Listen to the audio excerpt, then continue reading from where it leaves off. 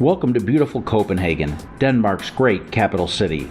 This year, Vital Options International took on its 6th year, providing on-site coverage of this signature gathering, the essential ESMO Congress.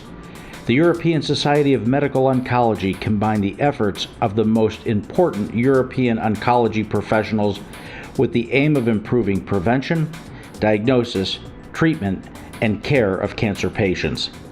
Well, the timing could not have been better. From new therapies and integrated cutting-edge technologies to the enduring role of the patient advocacy organizations, this ESMO gathering represented the finest that the oncology community has to offer.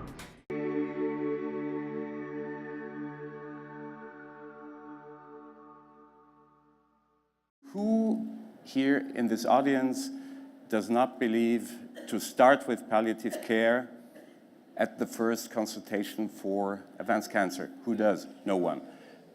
No one? That true? Okay, so the question I will rather ask Anne-Marie is, what do you think, what should be the minimum of a palliative care team, or what should be the minimum ingredients of a palliative care session? I think it's, again, it shouldn't really be based on, it should be on the needs of the patient. I think it should be available at any stages of the patient's illness for whatever that need is based on. So I think in our organisation, we would say very much that we are an integrated service. And that means that we would see patients or their families from the point of diagnosis of a life-threatening disease or a cancer diagnosis, and we would be happy to see them at any stage throughout that. And I think that's, and what happens is, and I think the most important thing that patients have said to me in the 27 years I've been doing this is, why did we not meet you earlier? Why is it now that I'm seeing you when I've gone through, perhaps it has been physical symptoms, perhaps it's been emotional or psychosocial services, and it may have been that we were not the team to have helped them, but we could have signposted them to who the right person was. No, Anne-Marie, I'm just getting, I think if you ask my units from other physicians, other hospitals here, do you deliver palliative care? Would you? Yeah, absolutely. But probably what I deliver and what your unit is delivering may be quite different. So again, the question, what is the minimum personal, or what is the minimum for you, psychologist, physician, pain specialist, whatever, to compose a palliative care, an early palliative care session for you? Okay, so do you mean the professionals involved? Yeah, or so professional program involved. Yeah, so I guess again, that would very much though depend on the needs of the patient, but we would have access to physiotherapists, occupational therapists, psychologists, nutritionists, nurses and doctors. So that would be the basic minimum that we would offer. I'm not sure if you mentioned spiritual care in that, but often I think that we need to be rational about our use of resources. And one of the tools which I like to use, and which we're trying to introduce into my department, is the distress thermometer, because it just, to try to identify who are the patients that are in distress. And the distress thermometer then has a second part, what are the issues that are bothering you? So if my nurses who are doing this screening can identify that the issues that are going on are problems of family dynamic and finances, well, the first point of contact is actually going to be not me or my nurse, but one of the 4 social workers in my department. So I think we need to use our assessment tools to help us to mobilize the best people, the most appropriate people to assist for specific problems that may be arising. Jennifer, you had this study showing a 3-month survival benefit in early palliative care. How did your methodologically, how did this go on? Did people came to your consultation, to a first consultation, you proposed to them, or you sent them to, and what was the team composed like? I'll get to you. So the study that we did involved patients who had new diagnosis of advanced lung cancer. So for our study, it was anybody who had incurable cancer, so stage 4 disease.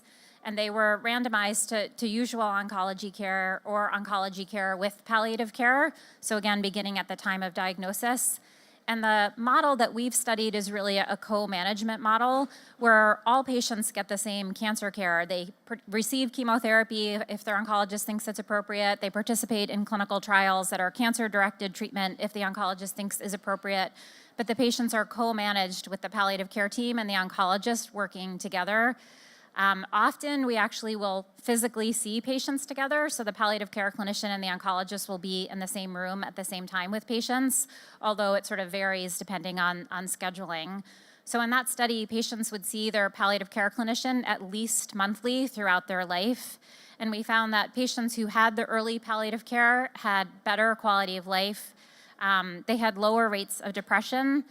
They were more likely to sort of understand their illness and prognosis, and they also received better care at the end of life. So they were less likely to receive intravenous chemotherapy in the last months of life, and they were more likely to be referred to hospice earlier.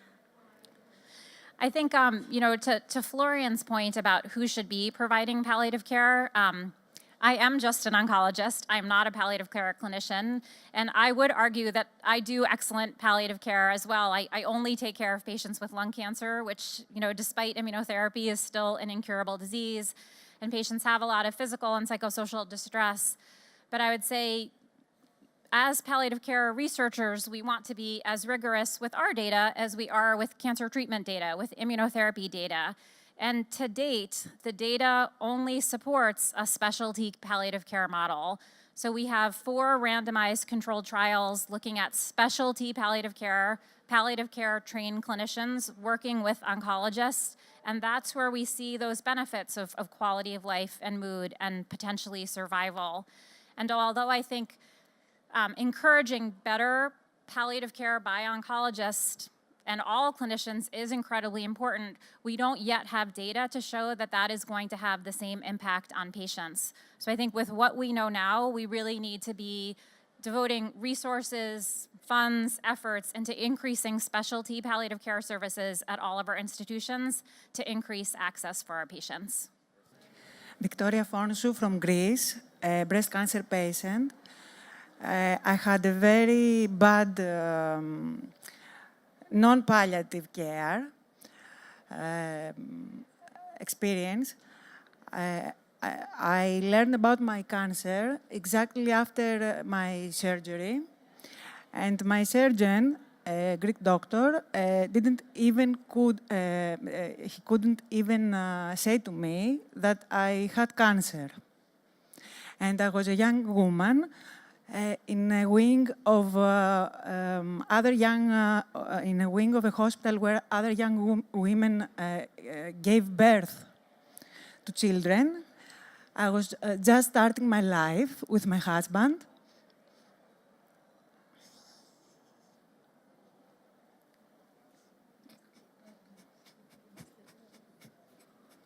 I cannot continue. That's okay. Okay.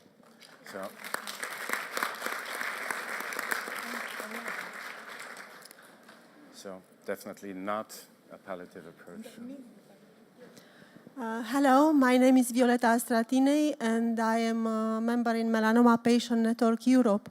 For me, the weak spot of palliative care is pain management. So when my sister was in the terminal phase, she had a lot of pains, and this was hardly managed. And this I relate to the lack of training of her doctors, but also to the lack of specialists in this area in palliative care. So 2 years ago, when she died, I couldn't care less what palliative care is if her pain were managed better. So I think here we need better training I agree that education is important for the specialists, but also for the oncologists, and better research behind the pain management for cancer patients. Thank you.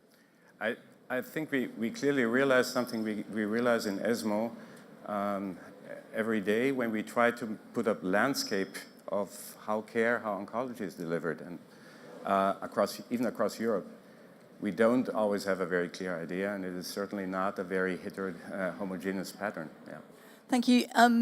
Partly in response to Dr. Temble's comment, I think one of the things this discussion has brought out are the different cultural influences throughout the world.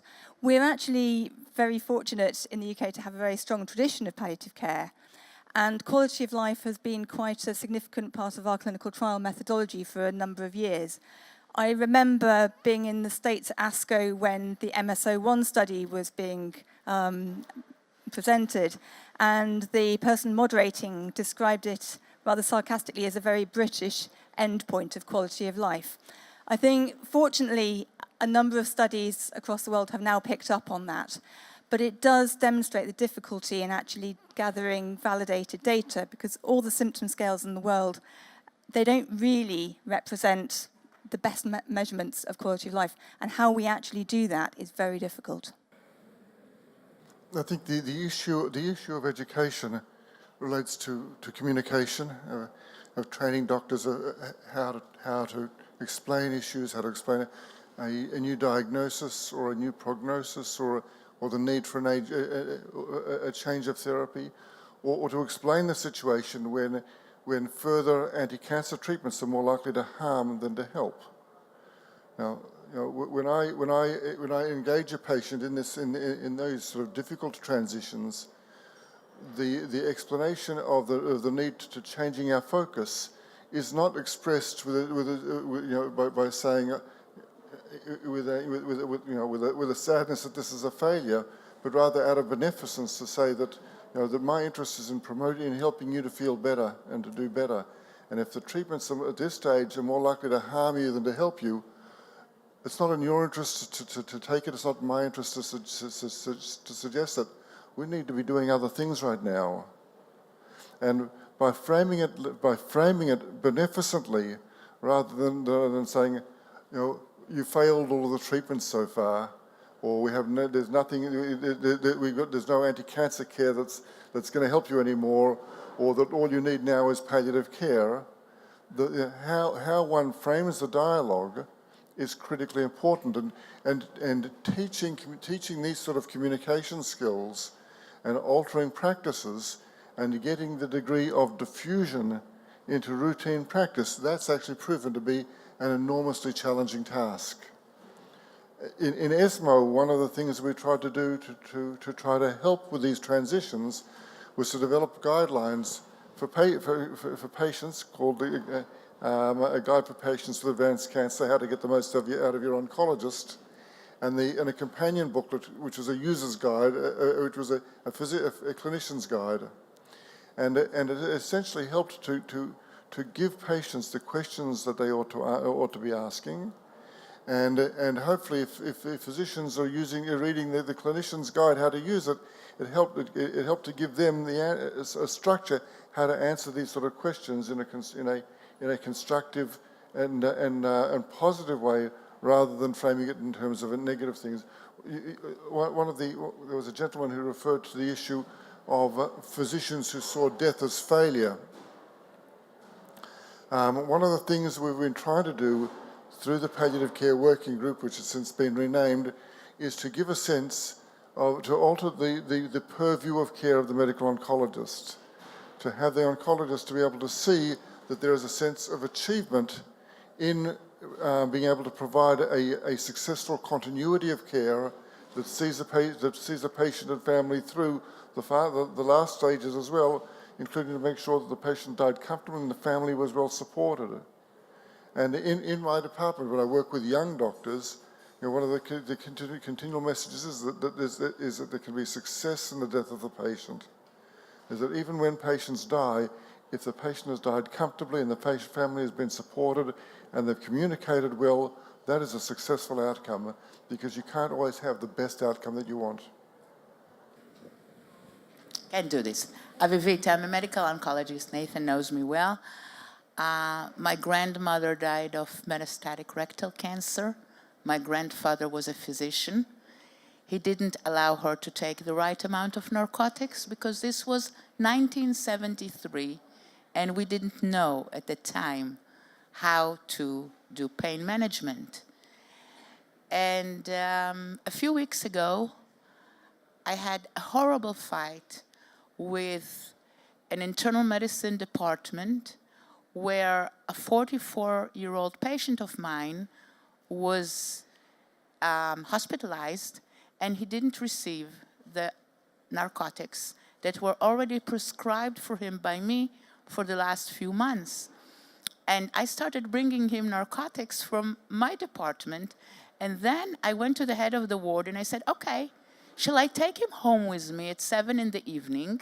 Because, you know, you're obviously not giving him the narcotics. And he said, no, we're really oriented toward giving narcotics to the patients. And we sat for an hour and a half and found where we fell between the cracks and where we miscommunicated.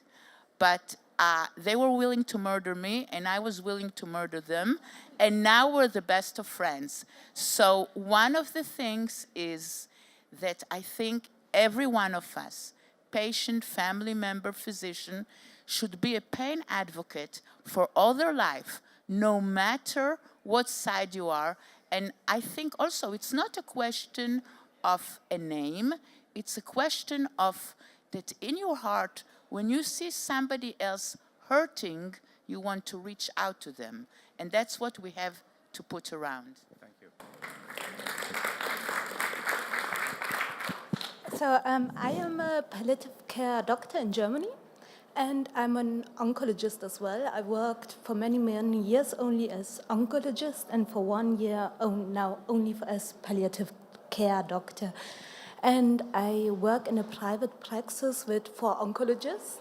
And I think it's very hard being an oncologist and a palliative care doctor, because you can do it. You see the patients, but at one time you go to best supportive care. And then it begins, I'm not getting paid anymore. So what usually happens, the patients get worse and worse. He comes not regularly in anymore, only once a month or every second month. And the oncologists don't see him anymore. And then they call me and say, hey, you are the palliative care doctor. Now begin to treat him. Now begin to see him, and he gets a new doctor. And I think it's unfair for me and for the patient, because it's like the patient has the feeling, yeah, she's bringing death, but it's not what I wanted. I want to get them much earlier, and when they get treatment, anytime the patients come in, they always try to show their best side. So we didn't suffer from vomiting or nausea or from pain. They always want to get the next step of the therapy, so they don't show the oncologist what is. But when I come home and I see them sitting there, I say, have you got nausea? They said, no. And I said, so why didn't you eat your food today? I can still see your food. It's completely different. That's why I think you have to get the palliative care doctor in and the oncologist as well, and both quite early.